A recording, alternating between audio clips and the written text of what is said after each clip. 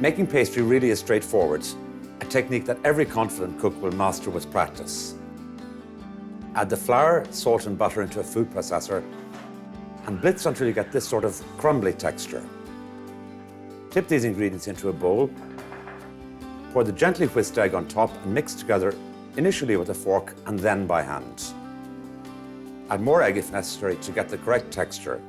It should look like this and feel slightly firm but not hard. Mold the pastry into a round, wrap it well in parchment paper and put it into the fridge. After 30 minutes, remove the pastry and sprinkle the worktop with flour. Trace a line around the tin and put the pastry in the center.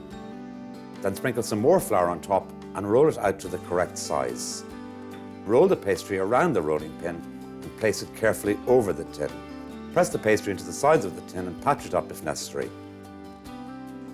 Cover it with parchment paper, add the baking beans or rice, and then chill for another 30 minutes before putting it in the oven. Once it's almost cooked, lift out the beans, brush it with egg and put it back in the oven for 5 minutes. This gives a lovely finish. So the glazed tart shell is now cool, and this is the fun bit, if you like, putting the actual tart together. So the batter is very straightforward. 2 eggs and then 1 egg yolk. So the egg yolk adds a little richness and helps the batter to set, so that's really crucial. So separate the egg, and then you can keep your egg white for meringues or soufflés or so on. Add in the cream, good pinch of salt and pepper, and finally I like to add in some Parmesan cheese, and that gives a sort of a lovely savory sweetness to the actual batter. So whisk these first. Okay, make sure the egg has completely dissolved into the batter. Like that, it's just falling off like that with no visible sign of bits of egg yolk or egg white. Then our Parmesan cheese. Now the day you could use cheddar cheese, you could use Gruyere, so on. Give that a little mix. And that is the basic batter, so you can use that over and over again. The goat's cheese, this is a lovely soft goat's cheese. This is Ardsala goat's cheese from County Cork. And I just press the goat's cheese in. It spreads very easily. And you don't need to add any extra salt at this stage because the goat's cheese will be sufficiently salty. So spread it out into a fairly even layer, like that. And then I'm going to sprinkle some savory thyme leaves on top. Rosemary would be quite a good option as well, but thyme, goat's cheese, and then later on when we're serving this, we're going to have a lovely tomato oil to go with it, which would be really nice. Then our batter, sometimes if the batter comes right up too close to the top, I won't put the last bit in at this stage. I'll wait until it's in the oven, then pour it in. But you know what? It's fitting in very snugly there. Just spread it out. So that lovely sweetness will mix beautifully with the slight saltiness of the goat's cheese. Into a moderate oven now, between 30 and 40 minutes until it's just set.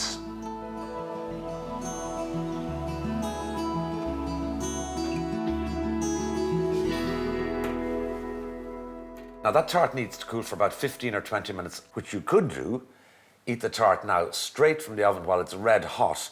It will be less flavoursome than when it's slightly cooler, still warm, but slightly cooler in 15 minutes or half an hour's time. While it's cooling, I can make the very simple little tomato oil to go with it. So this is quite simply some sun-dried, or what are sometimes called sun-blushed tomatoes. Simply going to whiz these with some olive oil. So about 50 ml of olive oil. So I'll put in slightly less than I think I need. I want it to be liquidy, but not too loose. Just a quick whiz.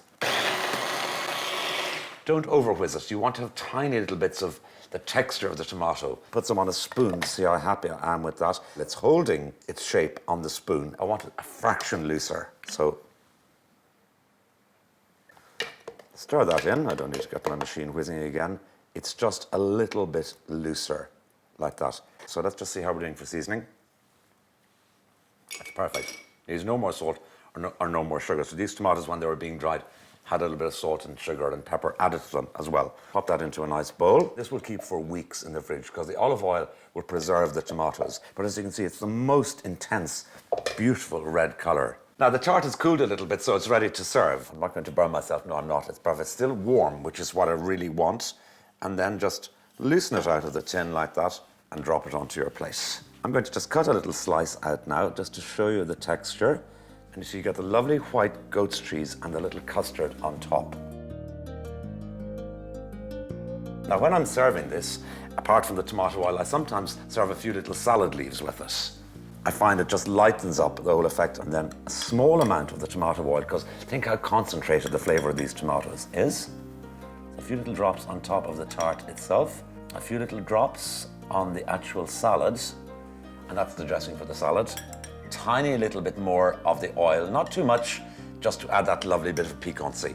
So we've got the tart with the creamy consistency, rich, yes, with the goat's cheese and the custard, but sort of invigorated by the lovely tomato oil and then lightened by the salad leaves. So lunch or supper, I love this tart.